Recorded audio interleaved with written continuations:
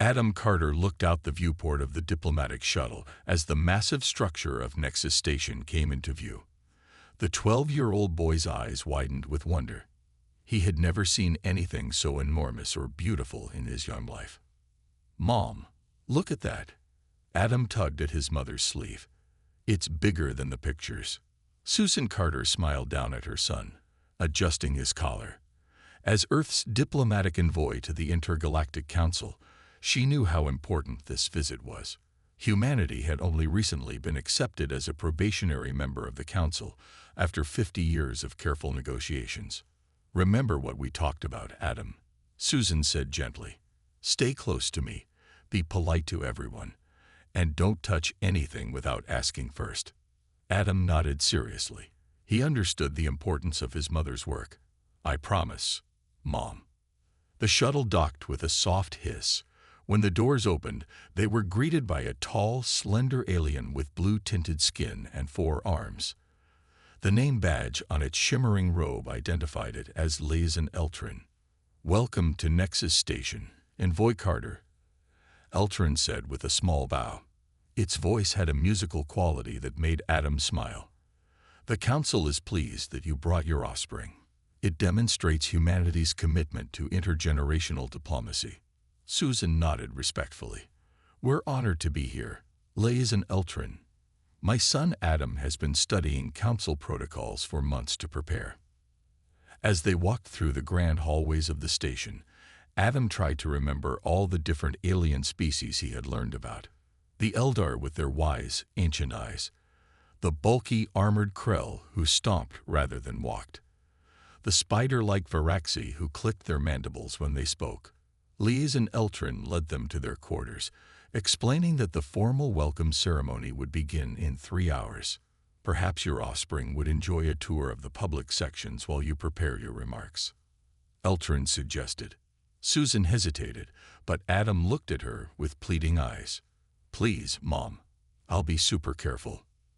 "Lazen Eltrin, would there be a guide to accompany him?" Susan asked. "Of course. Junior Lazen Tellus is excellent with young beings," Eltrin replied, gesturing to a younger blue-skinned alien who had been following quietly behind them. Susan knelt to look Adam in the eyes. "Stay with Tellus at all times. Remember what I said about not touching anything." Adam hugged his mother. "I promise. I'll make you proud." 2 hours later, Adam was having the time of his life. Tellus had shown him the biodome with plants from 100 worlds, the observation deck where he could see 3 different suns, and was now leading him through the Museum of Galactic Unity.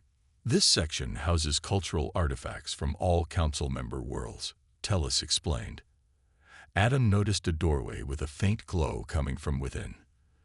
The door was slightly ajar, and no one else was around. Tellus had stepped away briefly to answer a question from another visitor. Curious, Adam peeked inside. The room was filled with beautiful objects on pedestals, each glowing softly. One item in particular caught his eye, a small crystalline sphere that seemed to contain swirling stars. Adam knew he shouldn't enter without permission, but the beautiful object seemed to call to him. He glanced back, saw Tellus was still busy, and slipped inside. He approached the pedestal with the sphere, mesmerized by its glow. Without thinking, he reached out one finger and gently touched its surface. The sphere flashed brightly, and alarms blared throughout the station. Adam jumped back, frightened. The door burst open. A Varaxi counselor stormed in, mandibles clicking furiously. "Human child," the Varaxi hissed, "you have defiled the sacred memory of Varaxi. This is an unforgivable offense." Guards rushed in, surrounding Adam. Tellus appeared, looking horrified.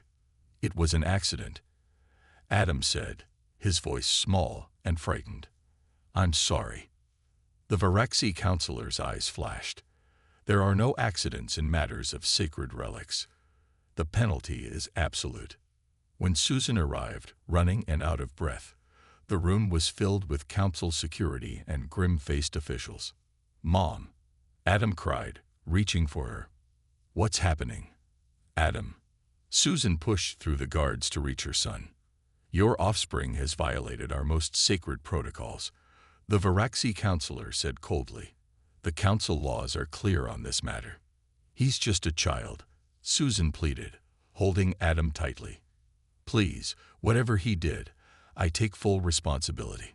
The laws do not recognize age distinctions, said another counselor, a Krell with heavy armor. The human must face judgment. As they were escorted to the council chambers, Susan felt a chill of fear unlike anything she had ever known. The trial, if it could even be called that, lasted less than an hour. Susan Carter stood before the 7 council members, her voice breaking as she begged for mercy. Please, she said, he's only 12 years old. Adam didn't know what the relic meant. On Earth, we don't punish children for honest mistakes. Adam stood beside his mother, tears streaming down his face. He didn't fully understand what was happening, only that everyone was angry at him for touching the glowing sphere. Councillor Drek of the Varaxi Dominion leaned forward, mandibles clicking in irritation. The sacred memory contains the collected wisdom of my people's ancestors. Your offspring has tainted it with his touch. Our laws predate your species' discovery of fire, human. They cannot be changed for your convenience. The Krell counselor, Drak, nodded his armored head. All species must learn that council law is absolute. Making exceptions encourages disorder. Only the Eldar counselor, the ancient being named Thale, with silvery skin and wise eyes, seemed troubled. Perhaps a probationary punishment would be more appropriate. The child meant no harm. Our laws do not recognize intent, Drek insisted. Only action. The head counselor, a tall being of a species called the Jurin, stood and addressed the chamber. The council has reached its decision. For the crime of desecrating a sacred relic, the human child Adam Carter is sentenced to immediate execution. This will serve as a reminder to Earth that membership in the Intergalactic Council requires strict adherence to our laws. Susan's scream echoed through the chamber. She lunged forward, trying to shield her son, but guards pulled her back. No, you can't do this. He's just a boy, she cried, struggling against the guards. Take me instead. Adam looked at his mother, confused and terrified. Mom, what's happening? Mom, help me. I'm sorry, the Eldar counselor whispered, but did nothing to stop what came next. The guards took Adam away. Despite Susan's desperate pleas and attempts to break free, the sentence was carried out swiftly. The council believed that quick justice was merciful justice. 3 hours later, Susan sat alone in the shuttle returning to Earth. In her lap was a small plain container holding her son's ashes. Her face was blank, her eyes empty of tears. She had none left to cry. When the shuttle landed at the United Nations spaceport in Geneva, she was met by President Olivia Bennett herself. The news had already reached Earth, causing worldwide shock and outrage. Susan, the president said softly, embracing the grieving mother. I'm so sorry. This should never have happened. Susan didn't respond. She simply clutched the container of ashes tighter. The president led her to a private conference room, where the Security Council had assembled in emergency session. Dozens of screens showed the faces of world leaders from every nation, all wearing expressions of anger and horror. They killed him. Susan finally spoke, her voice hollow. He touched an object in a museum, and they killed him. They wouldn't listen. They didn't care that he was a child. President Bennett placed a hand on Susan's shoulder. The Intergalactic Council has sent us a message. They expect Earth to accept this atrocity as proper justice. She looked around the room. I think we need to send them a message in return. The Chinese premier's voice came through one of the screens. We have withdrawn our ambassador from Nexus Station. All council ships are being denied docking privileges at our orbital facilities. Similar announcements came from other world leaders. It's not enough, Susan whispered. None of it brings Adam back. President Bennett nodded grimly. You're right. It's not enough.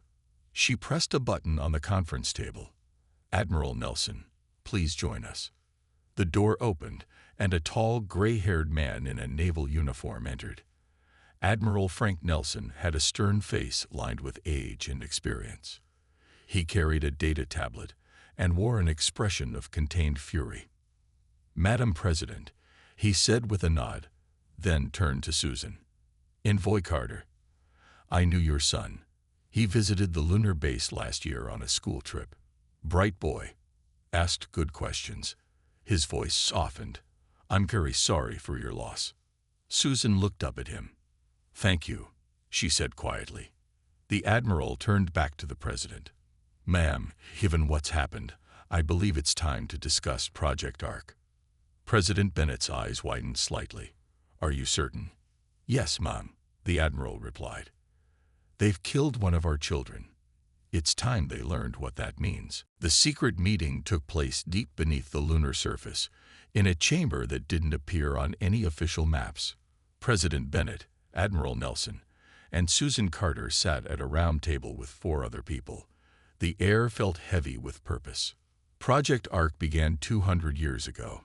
Admiral Nelson explained, bringing up holographic images of massive ships. When humanity first detected alien signals, we didn't know if what we'd find among the stars would be friendly. Susan stared at the images. The ships were unlike anything in Earth's current fleet. Larger, more angular, with weapon systems she didn't recognize.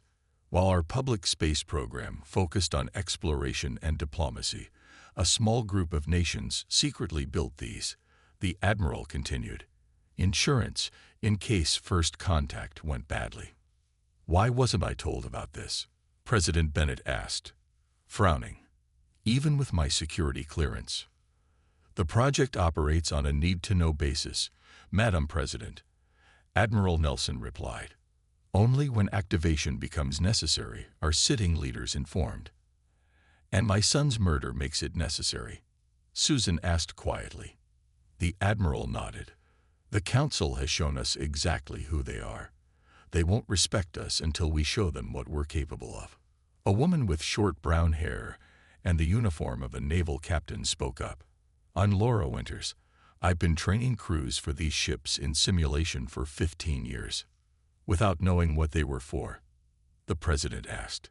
Captain Winters shook her head. "We were told they were theoretical designs, advanced combat training scenarios." "And I'm Dan Russo," said an older man with weathered hands and a gray beard. "Chief engineer. I've actually been maintaining these ships since they were built." "How is that possible?" Susan asked. "You'd have to be 137 years old," Russo smiled. "Life extension technology was another secret project. Can't have ships without engineers who understand them." A younger man with glasses adjusted his tie nervously. "Dr. Kevin Phillips, Cenobiology. I studied council species for weaknesses." He glanced at Susan. "Just in case." The final person, a Latina woman in her 30s, introduced herself. "Lieutenant Grace Martinez, Communications. I speak 17 human languages and have mapped linguistic patterns for all council species." Susan looked around the table. "So what exactly are we talking about? What can these ships do?" Admiral Nelson's expression was grim. "They can end the council, if necessary." President Bennett held up her hand. "Let's be clear. I'm not authorizing a war of extermination." "Of course not, Mom," the Admiral agreed. "But we need to show strength. The Council executed a human child without hesitation. They expect us to protest, then fall back in line. We need to show them that humanity is not to be trifled with." "Where are these ships?" the President asked. "Here," Chief Engineer Russo said, tapping the table. A holographic map appeared, showing tunnels deep beneath the lunar surface, hidden in plain sight. The mining operations were cover for the construction facilities. Captain Winters leaned forward. "We can have the command ship ready in 24 hours. The rest of the fleet within a week." Susan had been quiet, staring at her hands. Now she looked up. "I want to go with you." "Susan, no," President Bennett said gently. "You've been through enough." "That's why I need to go," Susan insisted. I need to look them in the eyes when they learn what they've done, what they've awakened. Admiral Nelson studied her face. We could use someone with diplomatic experience. This isn't about diplomacy anymore, Susan said, her voice hardening. They killed my son. They need to understand what that means. Captain Winters nodded in respect. We'll prepare quarters for you on a command ship. What's it called? Susan asked. Earth's Memory, Russo answered. Seemed fitting. The president stood, looking at each person at the table. I'm authorizing the activation of Project Arc, but with clear objectives. Show our strength. Demand justice. But we are not starting an interstellar war. Susan touched the small pendant around her neck. It contained a tiny portion of Adam's ashes. The council started this when they killed my son, she said softly. We're just going to finish it. The next day, deep in the lunar night, massive doors slid open on the far side of the moon. A ship larger than anything humanity had publicly acknowledged building emerged silently from its hiding place. Its hull was midnight black, absorbing rather than reflecting light, making it nearly invisible against the darkness of space. Earth's memory had awakened, and the rest of the fleet would soon follow. News of Earth's withdrawal from the Intergalactic Council spread quickly through the galaxy. On Nexus Station, the 7 council members met in emergency session. The humans are having an emotional reaction. Councillor Drek of the Varaxi clicked his mandibles dismissively. They will calm down and return to their proper place soon enough. I am not so certain, Councillor Thale of the Eldar said quietly. We killed a child. Many species would consider this an act of war. They are primitives, Drak of the Krell rumbled. Their technology is barely spaceworthy. What could they possibly do? The head councillor raised a hand for silence. As a precaution, Councillor Drek, please send a peacekeeping force to the human system. Remind them of the benefits of council membership and the consequences of rejection. Zrek bowed his insectoid head. It will be done. 3 days later, a fleet of 20 Varaxi warships entered the Sol system. Admiral Torvik, a veteran of many peacekeeping missions, commanded from the flagship. He had put down rebellions on a dozen worlds. Approach with weapons powered but not targeted, he ordered. Let them see our strength without direct threat. The Varaxi ships moved confidently toward Earth, expecting to find a primitive planet with minimal orbital defenses. What they found instead shocked them. Admiral, his sensor officer called out, mandibles clicking in alarm, multiple objects emerging from behind their moon. Admiral Torvik turned to the view screen. Show me. What appeared made the Admiral's compound eyes widen. 7 massive black ships slid into view, their design unlike anything in Council records. They moved with precision, quickly forming a blockade between the Varaxi fleet and Earth. Impossible, Torvik whispered. The humans don't have this technology. We're being hailed, the communications officer reported. On screen, Torvik ordered. The face that appeared was human. Captain Laura Winters sat in the command chair of Earth's Memory, her expression cold. Varaxi vessels, this is Captain Winters of the Earth Defense Force. You have entered restricted space without permission. Power down your weapons and state your purpose. Admiral Torvik recovered his composure. Human, I am Admiral Torvik of the Intergalactic Council Peacekeeping Force. We are here to discuss Earth's hasty withdrawal from the Council. Power down your ships and prepare to be boarded for inspection. Susan Carter moved into view beside Captain Winters. Admiral Torvik, I am Envoy Carter. Perhaps you remember me. My son was executed on Nexus Station 1 week ago. Torvik's mandibles twitched. The law was followed. The matter is closed. No, Susan said, her voice steady. The matter is just beginning. You will return to the Council and deliver a message. Earth rejects your authority. Earth rejects your laws. And if you ever threaten us again, Earth will show you exactly what we're capable of. Admiral Torvik laughed, a clicking, hissing sound. Bold words from a species that only achieved faster than light travel 50 years ago. Your 7 ships cannot hope to match our 20. Captain Winters smiled slightly. Admiral, who said we only have 7 ships. As if on cue, 30 more vessels appeared from behind Earth's moon, surrounding the Varaxi fleet completely. Impossible. Torvik hissed. Where did you get these ships? We built them, Captain Winters replied simply. 200 years ago, when we first looked to the stars and wondered if what we'd find there would be friendly. Before Torvik could respond, Earth's ships fired. But instead of explosions, the Varaxi vessels were hit with targeted energy pulses that disabled their engines and weapons systems without causing major damage. What have you done? Torvik demanded as his ship's lights flickered and emergency systems activated. We've disabled your fleet, Captain Winters explained. Your life support and communications remain functional. Nothing else. Susan leaned forward. Admiral Torvik, we could destroy your ships right now. Every Varaxi on board would die. Just like my son died. But unlike the Council, we don't execute those who haven't personally committed crimes. You'll regret this, Torvik hissed. The full might of the Council will descend upon your world. We're counting on it, Captain Winters replied. Go home, Admiral. Tell the Council what you saw here today. Tell them we showed mercy. Tell them we won't do so twice. The screen went dark. Admiral Torvik looked around his bridge at his stunned officers, then at the Earth fleet surrounding them. Set course for Nexus Station, he ordered quietly.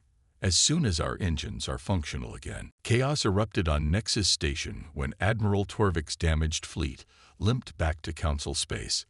The 7 Council members gathered in emergency session, their previous unity now fractured by fear and disagreement. This is impossible, Councillor Zrek of the Varaxi shouted, his mandibles clicking rapidly in agitation. Humans are primitives. They cannot have technology that defeats our best ships. Yet they do, Councillor Thale of the Eldar said calmly. Perhaps we have gravely underestimated them. Or perhaps they had help, Drak of the Krell suggested, his armored fists clenching. The Nyx Collective had similar technology before we drove them to extinction. The Nyx are gone, the head counselor stated firmly. This is human technology, and it changes everything. While the council argued, Dr. Kevin Phillips made a discovery aboard Earth's memory.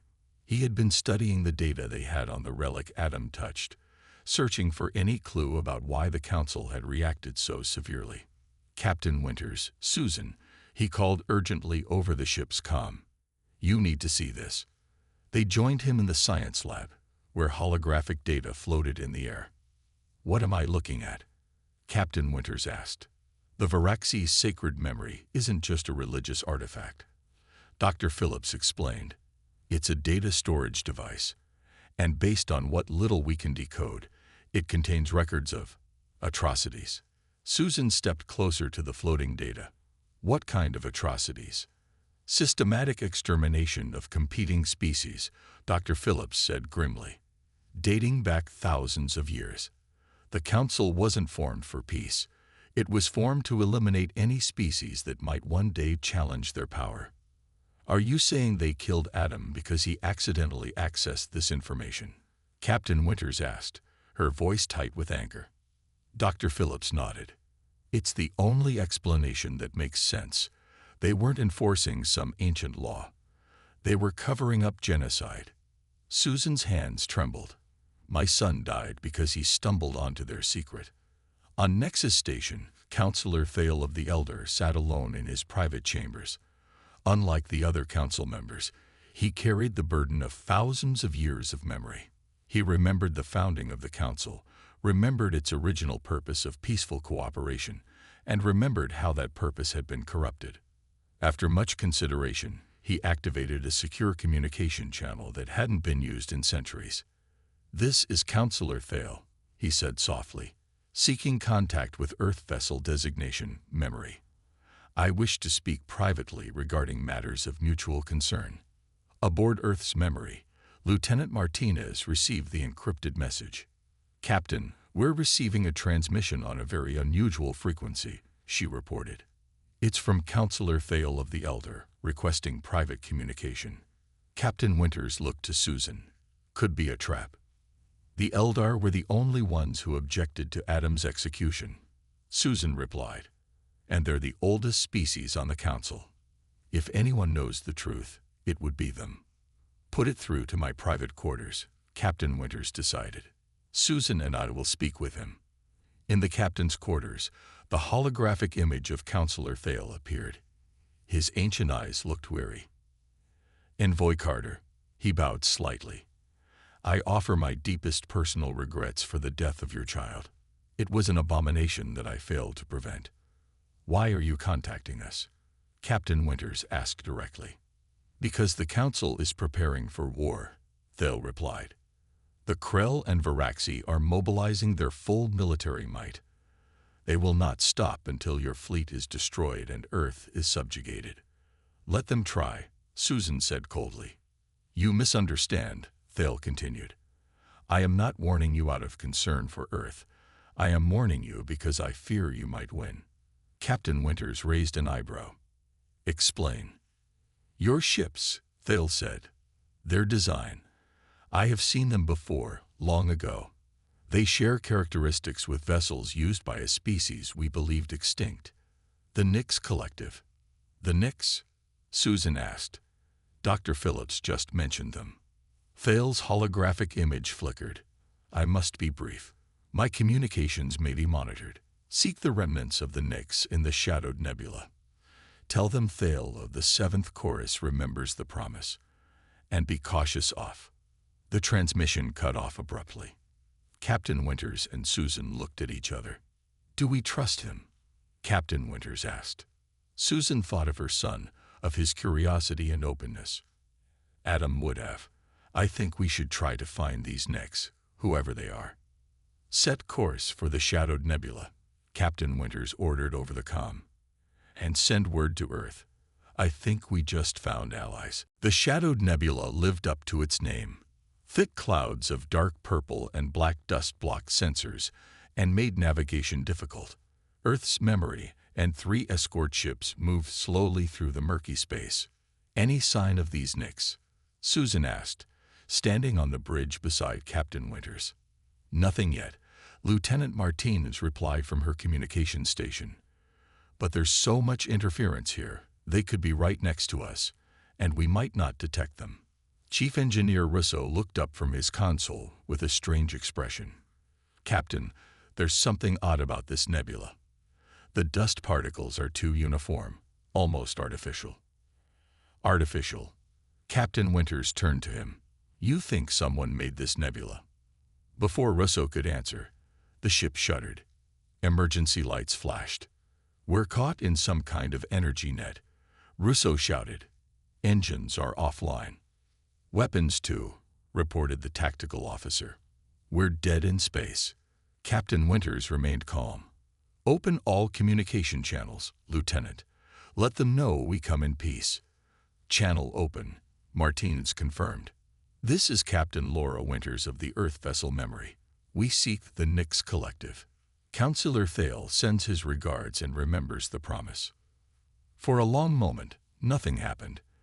Then a ripple appeared in space before them. A ship materialized, sleek, silver, with flowing organic lines unlike the angular designs of council vessels. That's beautiful, Susan whispered. We're being hailed, Martinez reported. A face appeared on the view screen. Humanoid but with iridescent skin that shifted colors like oil on water. Its eyes were large, entirely black, and seemed to look through them rather than at them. I am Vex of the Nyx Collective, the being said in a musical voice. You speak of Thale and the promise. How do you know these things? Susan stepped forward. Counselor Thale contacted us. He suggested we seek you out. Vex's skin rippled from blue to green. Impossible. No council member would aid those who oppose them. My son was executed by the council, Susan said, for touching a relic that contained evidence of their crimes.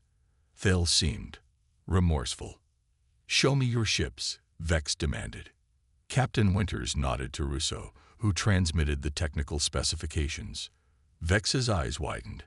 These designs, they are based on Nyx technology. How did you acquire them? Chief Engineer Russo cleared his throat. That's a long story.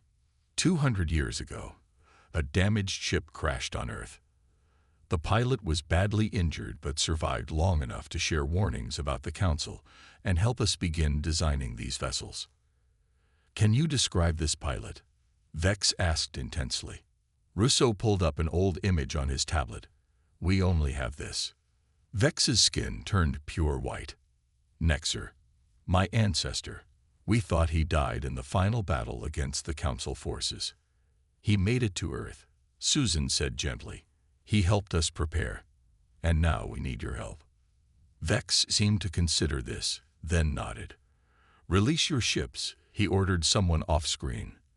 The energy net disappeared. Follow us to Haven. Our leaders will want to speak with you. As Earth's ships followed the Nyx vessel deeper into the nebula, Dr. Phillips approached Susan with new information. I've been studying the data we have on Council species, he said. The Krell are vulnerable to specific frequencies of sound.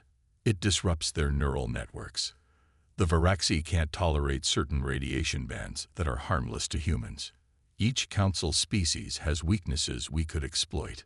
Susan frowned. I'm not interested in genocide, Doctor. Neither am I, Phillips assured her, but non-lethal defenses would be valuable. The nebula suddenly cleared, revealing a breathtaking sight. Hidden within its protective shroud was an entire star system. Several planets orbited a small sun, and space around them teemed with ships and stations of Nyx design. Welcome to Haven. Vex's voice came over the comm. The last refuge of those who escaped Council extermination. As Earth's memory approached a massive space station at the center of the system, they received an urgent transmission from Earth. Captain Winters, President Bennett's voice was tense. The Krell have launched an attack on our orbital defenses. Admiral Nelson is holding them off, but we need reinforcements. We'll return immediately, Captain Winters began, but Vex interrupted. Wait, we can help. The Nyx Collective has hundreds of ships, and we are not the only victims of Council aggression who have been hiding and waiting for this moment. Susan looked at the alien worlds and ships surrounding them. You mean there are other species who survived? Yes, Vex replied. We call ourselves the Alliance of Survivors, and we have been waiting centuries for a chance to bring justice to the Council. The space around Earth blazed with weapons fire. Admiral Nelson commanded Earth's defense from the bridge of the Guardian, sister ship to Earth's memory. Krell battleships pressed their attack against Earth's orbital stations, their heavy weapons causing significant damage. Hold the line.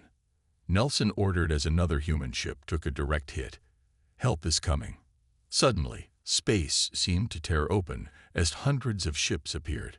The combined fleet of Earth, the Nyx Collective, and the Alliance of Survivors. Captain Winters led from Earth's memory with Susan Carter at her side.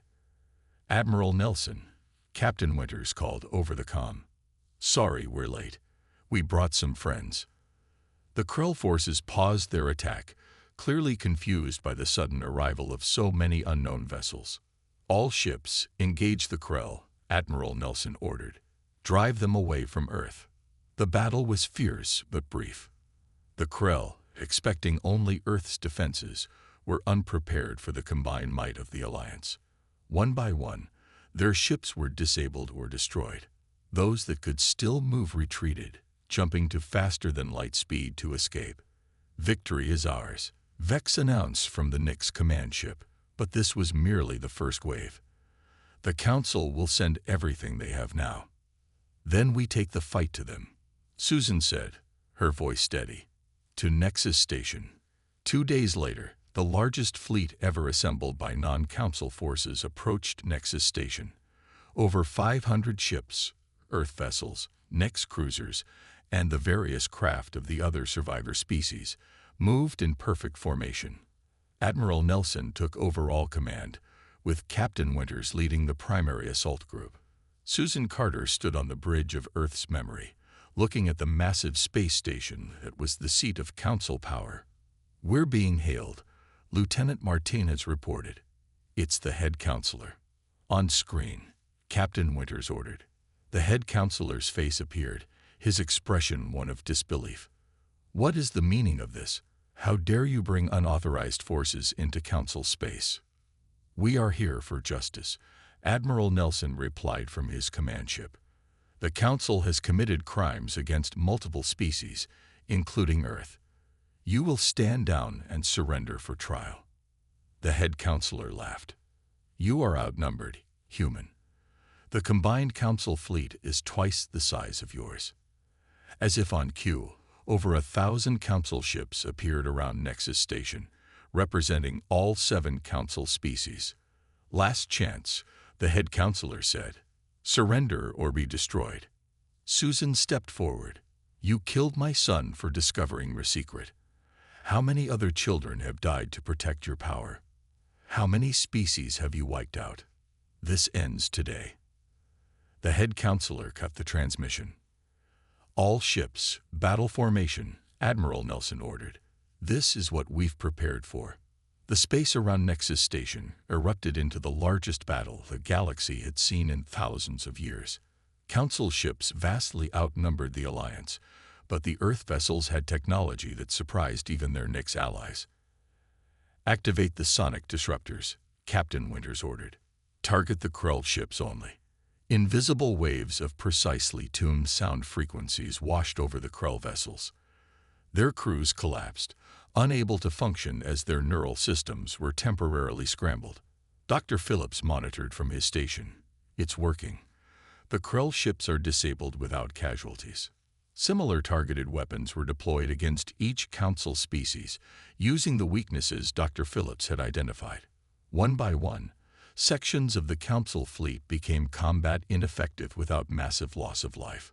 But the battle was far from one-sided. Alliance ships took heavy damage. 3 Earth vessels were destroyed, along with dozens of Nyx and other allied craft. We need to reach the station itself, Susan insisted as Earth's memory shuddered under enemy fire. The evidence of their crimes is there. Engineering to bridge, Chief Engineer Rousseau called over the comm. The main drive is failing. We took too many hits. Captain Winters looked grim. We need another way to the station. Suddenly, a new voice broke over the communications channel. Earth vessels, this is Counselor Thale of the Eldar. I am opening Docking Bay 12 for you. Bring your evidence there. Hurry. On the main view screen, they could see fighting within Nexus Station itself. Some Eldar ships were firing on their fellow Council vessels. The Eldar have turned against the Council. Susan realized with shock. It's now or never, Captain Winters decided. Helm, take us in to Docking Bay 12. Earth's memory limped into Docking Bay 12 of Nexus Station, its hull scorched from battle.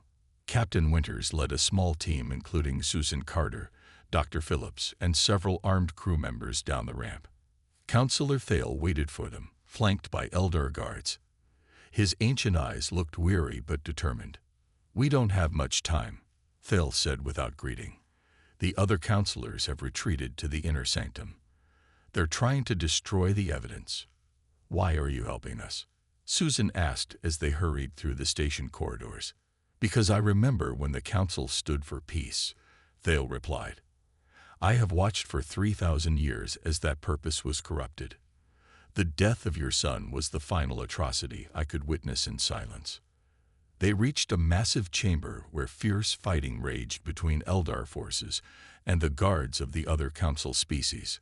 Thale led them around the battle, through hidden passages only the oldest council members knew about. Finally, they arrived at the doors to the inner sanctum. Counselor Drek of the Varaxi and the head counselor were hunched over a glowing terminal. Stop, Captain Winters shouted, raising her weapon. The head counselor turned, his face twisted with rage. Thale, you betray your own kind for these primitives. I betray nothing, Thale said calmly. I honor what the council was meant to be. Drek stepped forward, his mandibles clicking furiously. The human child should never have touched the memory. No one was meant to find the truth. Susan moved to stand before him, her face only inches from his alien features. My son was innocent. He was a child. and you killed him to hide your crimes. We did what was necessary for order, the head counselor insisted. Lesser species cannot be allowed to rise. It is the natural law. The strong must control the weak. You call this strength? Dr. Phillips asked, accessing the terminal they had been using. Genocide. Extermination of any species that might one day challenge you. That's not strength. That's fear. The data from the terminal projected into the air around them. Records of dozens of civilizations systematically destroyed over thousands of years. Worlds sterilized. Species erased from existence. All to maintain the power of the Council's founding members. The full records, Thale said softly. Every atrocity. Every extinction. All preserved as a warning to future Council members of what happens to those who challenge us. Susan stared at the holographic images of destroyed worlds. How many children died? How many like my Adam? Zrek lunged suddenly, a hidden weapon in his hand aimed at Susan. Captain Winters fired without hesitation. The Varaxi counselor fell, his weapon clattering to the floor. The head counselor looked from Zrek's body to the humans, then to Thale. What happens now? Will you destroy us as we destroyed others? No, Susan said firmly. That would make us no better than you. Admiral Nelson's voice came through Captain Winters' comm unit. Captain, the Council fleet has surrendered. Nexus Station is secure. 3 months later, Susan Carter stood in the newly renamed Chamber of Remembrance, once the Council's inner sanctum. Representatives from over 50 species gathered around a circular table. Humans, Nyx, the other survivor species, and even the 7 former Council races. At the center of the chamber stood a simple memorial, a child's silhouette cut from Earth stone, with a small plaque bearing the name Adam Carter, and beneath it the words, "That all children may know peace among the stars." Susan addressed the gathered representatives. Today we signed the Charter of the Galactic Alliance, not built on domination, but on cooperation, not maintained through fear, but through mutual respect. She looked around at the diverse beings, former enemies now working together. My son's death was a tragedy, but from that tragedy, a new beginning has emerged. The old council ruled through fear for thousands of years. They destroyed entire civilizations to maintain their power. We choose a different path. Vex of the Nyx Collective stepped forward. The Alliance welcomes all species as equals, even those who once sought our extinction. This is how we honor those we lost. One by one, representatives came forward to sign the charter. The former head counselor was the last to approach. "We do not deserve this chance," he said quietly to Susan. "Perhaps not," she replied. "But my son would have wanted us to be better than our pain. This is how I honor his memory." As Earth's fleet stood guard around Nexus Station, now Alliance Central, Susan placed her hand on the stone silhouette of her son. "We did it, Adam," she whispered. "The stars are safe for all children now."